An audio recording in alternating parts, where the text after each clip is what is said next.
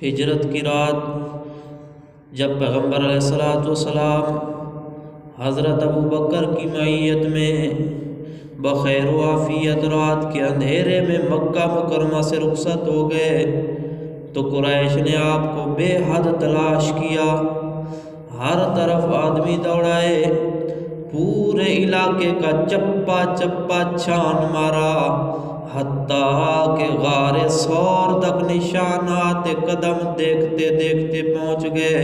پیغمبر علیہ السلام اور حضرت ابو بکر صدیق رضی اللہ تعالیٰ عنہ غار کے اندر موجود تھے اور قریش غار کے منہ پر کھڑے تھے اور ان کے کھوجی کہہ رہے تھے واللہ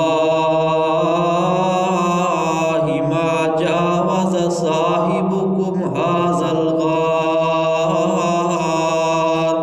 کہ اللہ کی قسم آپ کا مقصود اس غار سے آگے نہیں گیا۔ حضرت ابو بکر ان کے پاؤں کو دیکھ کر اور ان کی باتیں سن کر پریشان ہوئے تو آپ نے فرمایا ان اللہ لا تحزن ان اللہ معنا، کہ غم نہ کر ابو بکر، اللہ ہمارے ساتھ ہے۔ اللہ تعالیٰ نے خصوصی مدد اور نصرت فرمائی۔ قریش مکہ غار کے منہ سے بے نیل و مرام واپس ہوئے۔ جب ہر طرف سے مایوس ہو گئے، مکہ اور اطراف میں یہ اعلان کرا دیا کہ جو محمد رسول اللہ صلی اللہ علیہ وسلم یا حضرت ابو بکر کو زندہ یا مردہ کسی حالت میں تلاش کر کے لائے، اسے فی کس 100 اونٹ دیے جائیں گے۔ اس اعلان کا ہونا تھا کہ بہت سارے قبائل آپ کی تلاش میں نکل کھڑے ہوئے۔ سراقہ بن مالک کہتے ہیں میں اپنی مجلس میں بیٹھا ہوا تھا، ایک شخص نے بیان کیا میں نے دور سے چند اشخاص کو ساحل سمندر راستے سے جاتے ہوئے دیکھا ہے۔ میرے دل میں خیال آیا کہ یقیناً یہ وہی لوگ ہیں جن کی تلاش قریش مکہ کو ہے۔ میں نے دل میں سوچا کہیں ایسا نہ ہو کہ کوئی اور شخص یہ انعام حاصل کر لے۔ میں نے اس کی بات کو بظاہر کوئی اہمیت نہ دی بلکہ اس کی تردید کر دی اور کہا کہ یہ کوئی اور لوگ ہیں جو اپنی گمشدہ اونٹنی تلاش کر رہے ہیں۔ تھوڑی دیر کے بعد میں بڑی ہوشیاری اور رازداری کے ساتھ مجلس سے اٹھا، اپنی باندی سے کہا میرا فلاں تیز ترین گھوڑا تیار کر کے ٹیلے پر لے جا، اور میں خود اپنا نیزہ وغیرہ لے کر گھر سے پچھلے دروازے سے نکل کر وہاں پہنچ گیا۔ گھوڑے کو سر پٹ دوڑا کر چند گھنٹوں کے بعد آپ صلی اللہ علیہ وسلم کے قریب پہنچ گیا۔ سراقہ جب آپ پر حملہ آور ہونے لگا تو آپ نے اللہ تعالیٰ کی مدد و نصرت طلب فرمائی اور اس کے لیے بد دعا فرمائی۔ اسی وقت اس کا گھوڑا پتھریلی زمین میں گھٹنوں تک دنس گیا اور اس کی آنکھوں کے سامنے اندھیرا سا چھا گیا۔ سراقہ نے پکار کر کہا کہ یقیناً تم دونوں کی بد دعا سے ایسا ہوا ہے، آپ دونوں حضرات اللہ سے دعا کیجئے میرے گھوڑے کو آزادی ملے۔ میں وعدہ کرتا ہوں کہ آپ کو تنگ نہیں کروں گا، میں واپس چلا جاؤں گا۔ نبی کریم صلی اللہ علیہ وسلم نے دعا کی اللہ سے، گھوڑا باہر نکل آیا، لیکن دوسری دفعہ پھر اس نے اتنے بڑے انعام کا تصور دل کے اندر کیا اور پھر حملہ کرنا چاہا۔ اب پہلے کی نسبت اس کا گھوڑا زمین میں زیادہ دھنس گیا۔ اب پھر دعا کی درخواست کی اور کہنے لگا اب میرا زادرہ اور سامان وغیرہ بھی لے لیں، میں وعدہ کرتا ہوں آپ کو کچھ نہ کہوں گا بلکہ آپ کے تعاقب میں آنے والے ہر شخص کو واپس بھیج دوں گا اور نہ ہی کسی کو آپ کے متعلق اطلاع دوں گا۔ آپ صلی اللہ علیہ وسلم نے فرمایا ہمیں سامان وغیرہ کی کوئی ضرورت نہیں ہے، البتہ ہمارا حال کسی پر ظاہر نہ کرنا۔ پھر آپ صلی اللہ علیہ وسلم نے اس کے لیے دعا فرمائی اور اس کے گھوڑے کو آزادی مل گئی۔ سراقہ سمجھ گیا کہ یقیناً اللہ تعالیٰ کی مدد و نصرت آپ کے ساتھ ہے، یقیناً ایک نہ ایک دن آپ کو غلبہ نصیب ہوگا، اس لیے آپ سے مطالبہ کیا جب اللہ تعالیٰ آپ کو غلبہ دے گا اس وقت کے لیے مجھے امن نامہ یا معافی نامہ لکھ دیں۔ آپ صلی اللہ علیہ وسلم کے حکم سے حضرت ابوبکر صدیق رضی اللہ تعالیٰ عنہ کے غلام عامر بن فہیرہ نے ایک چمڑا یا ہڈی پر امن نامہ لکھ کر دے دیا۔ سراقہ جب یہ تحریر لے کر واپس جانے لگا، پیغمبر علیہ الصلوۃ والسلام نے فرمایا کہ سراقہ وہ منظر بڑا دیدنی ہوگا جب تیرے ہاتھوں میں کسریٰ کے کنگن ہوں گے۔ سراقہ حیرت و استعجاب میں ڈوب گیا کہ کہاں میں اور کہاں سپر طاقت فارس کا بادشاہ اور اس کے کنگن۔ بڑی حیرانی کے ساتھ سوال کیا کسریٰ بن ہرمز کہ کیا آپ کسریٰ بن ہرمز شاہ فارس کی بات کر رہے ہیں؟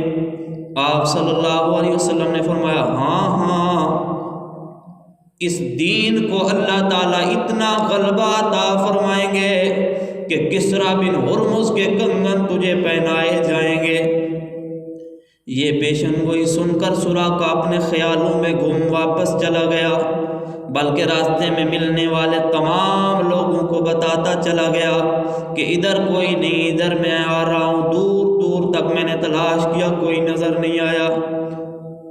سراقہ نے آپ صلی اللہ علیہ وسلم کی خبر کو چھپائے رکھا، یہاں تک کہ آپ بخیریت و عافیت مدینہ میں پہنچ گئے۔ جب یہ بات ابو جہل کو پتہ چلی کہ سراقہ نے جان بوجھ کر یہ کیا ہے تو ابو جہل کہنے لگا کہ آپ تو بڑے بہادر تھے، کیسے بزدلی دکھا دی۔ آگے سے سراقہ کہنے لگا کہ اے ابو الحکم، خدا کی قسم تو اگر اس وقت حاضر ہوتا کہ جب میرے گھوڑے کے قدم زمین میں دھنس رہے تھے تو یقین کر لیتا، ذرہ برابر بھی تجھے شک نہ رہتا کہ محمد اللہ کے نبی ہیں جو دلائل و براہین کے ساتھ مبعوث ہوئے ہیں، کون ان کا مقابلہ کر سکتا ہے۔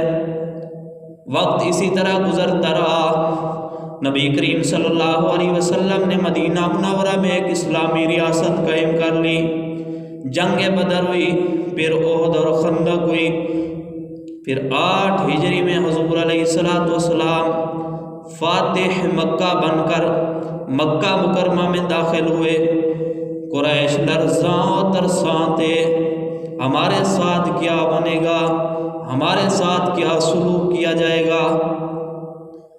آپ نے اس موقع پر تاریخی اعلان فرمایا، اذهبوا فانتم الطلقاء،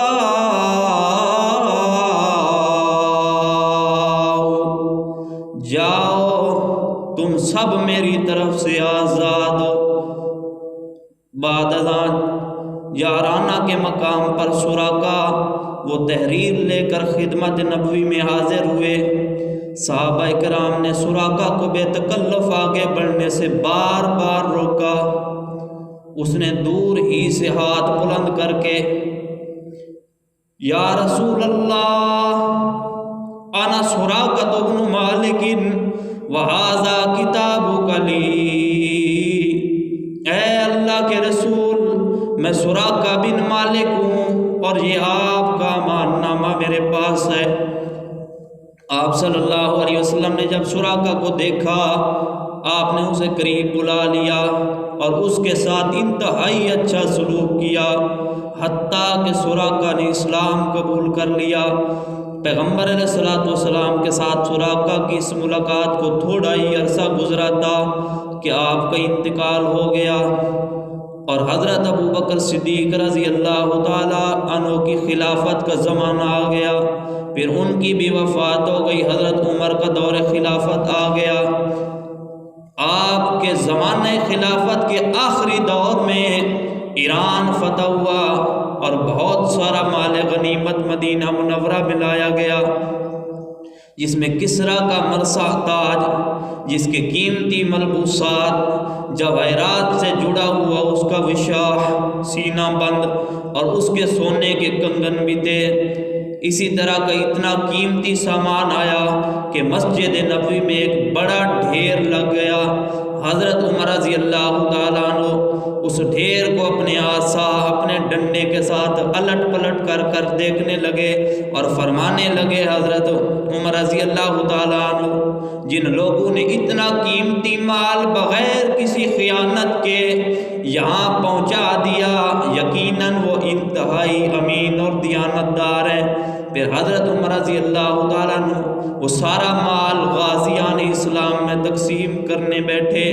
ایک شخص حاضر ہوتا، آپ اسے مال و متاع دے رہے تھے، یہاں تک کہ سراقہ کی باری آ گئی۔ ادھر سراقہ کی باری تھی، ادھر فاروق اعظم کے ہاتھوں میں کسریٰ کے کنگن آ گئے۔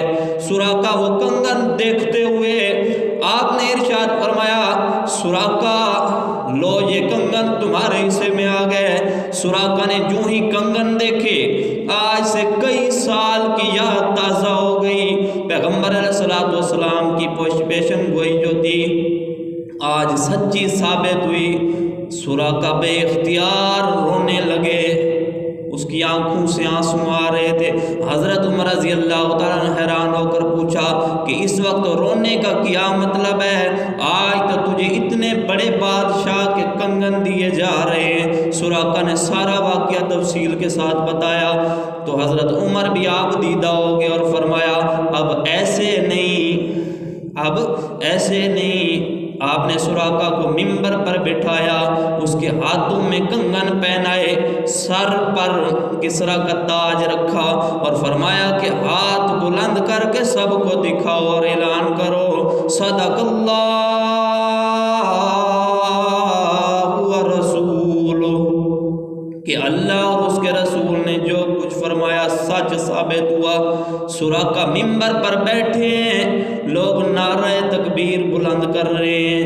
حضرت عمر رضی اللہ تعالیٰ عنہ حیرت و مسرت سے فرماتے ہیں کہ بنی مدلج کے ایک عام دیہاتی کے سر پر کسریٰ کا تاج اور ہاتھوں میں اس کے کنگن ہیں۔